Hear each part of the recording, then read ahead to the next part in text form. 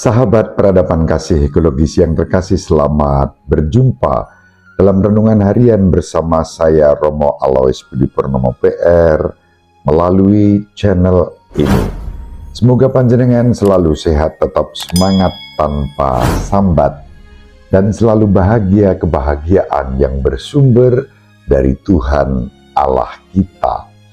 Mari kita awali perjumpaan kita dengan bersatu di dalam doa.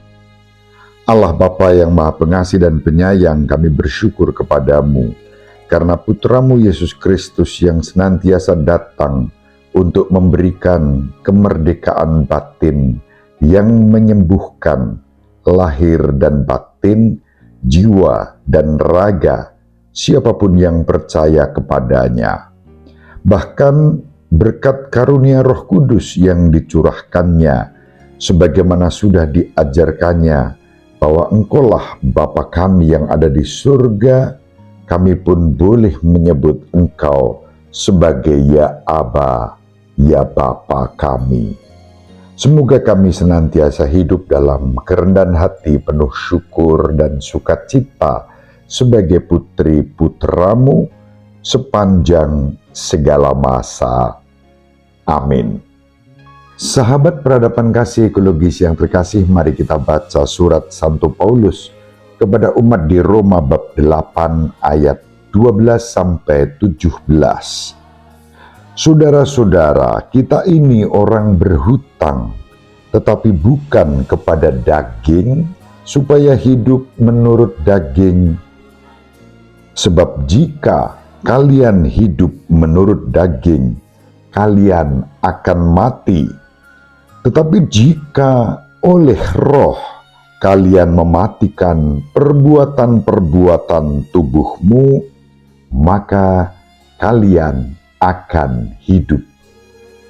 Semua orang yang dipimpin Roh Allah adalah anak Allah, sebab kalian menerima bukan roh perbudakan yang membuat kalian menjadi takut lagi, melainkan roh yang menjadikan kalian anak Allah. Oleh roh itu, kita berseru, Aba, Ya Bapa. Roh itu memberi kesaksian bersama-sama roh kita, bahwa kita ini anak Allah. Dan kalau kita ini anak, berarti juga ahli waris, yakni ahli waris Allah, sama seperti Kristus. Artinya, jika kita menderita bersama dengan Dia, kita juga akan dipermuliakan bersama dengan Dia. Demikianlah sabda Tuhan. Syukur kepada Allah.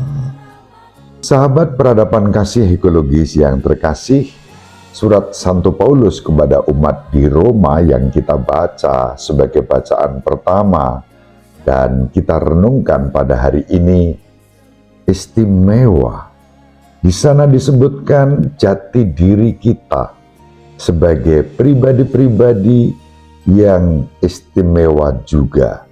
Kita disebut sebagai ahli waris Allah, bersama Kristus menjadi ahli waris Allah karena kita diangkat menjadi putri-putranya dan Allah adalah Bapa kita.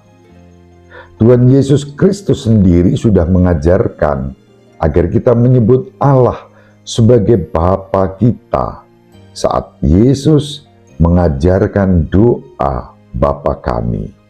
Kita diajak menyebut Allah sebagai Bapa, maka kita berseru, Bapa kami yang ada di surga. Seruan yang tertuju kepada Allah, pencipta langit dan bumi, Bapa semua orang tanpa diskriminasi. Allah adalah Bapa kita. Itu jelas dari yang diajarkan Kristus kepada kita. Hari ini Santo Paulus menguatkan kita bahwa sebutan Allah sebagai Bapa, sebagai Aba, itu dari pihak kita hanya bisa dilakukan apabila kita dibimbing oleh Roh Kudus.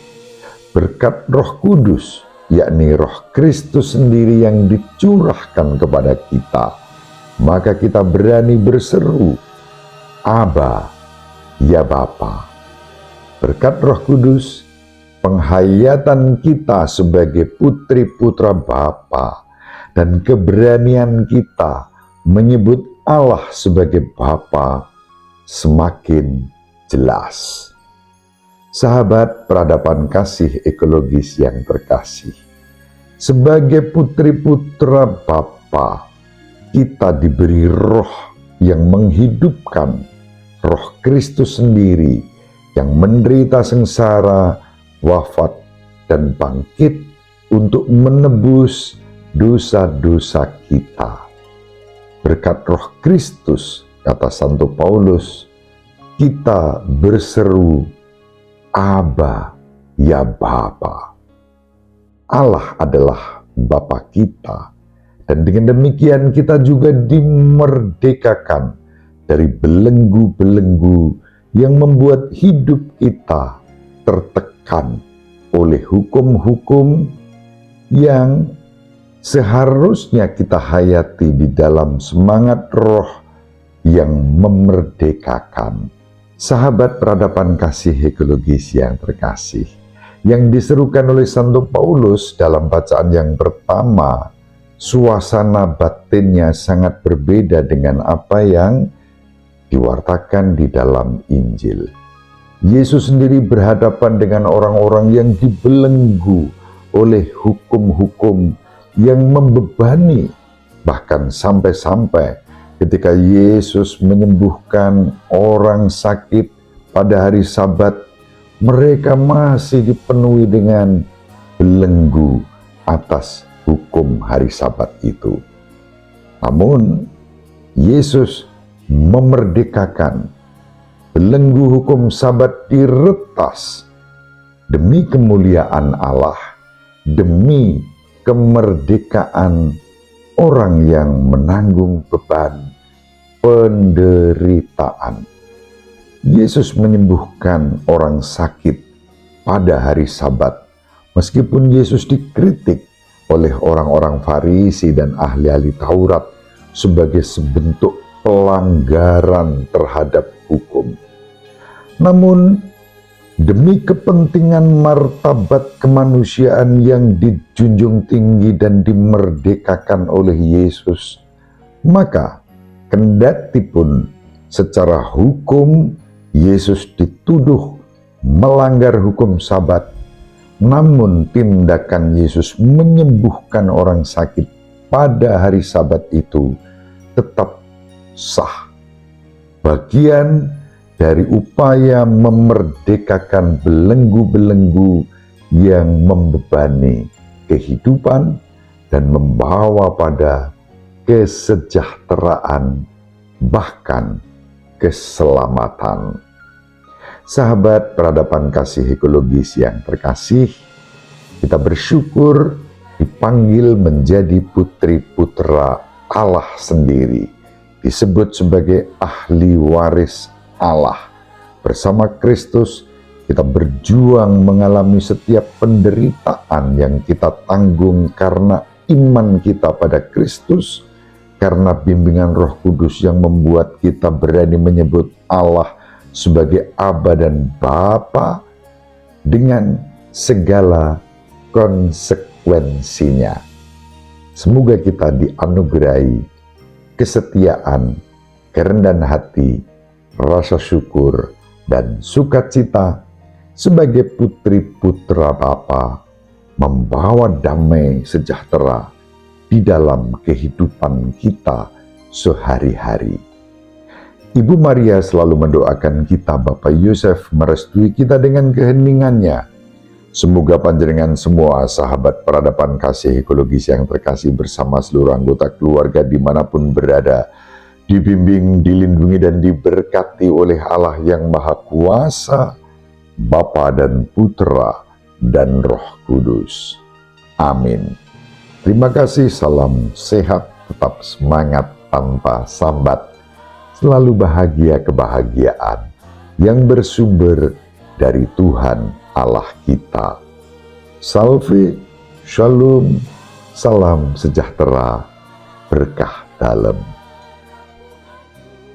Sahabat peradaban kasih yang terkasih, sampai jumpa pada episode berikutnya. Terima kasih atas kebersamaan kita. Salam peradaban kasih ekologis, berkah dalam.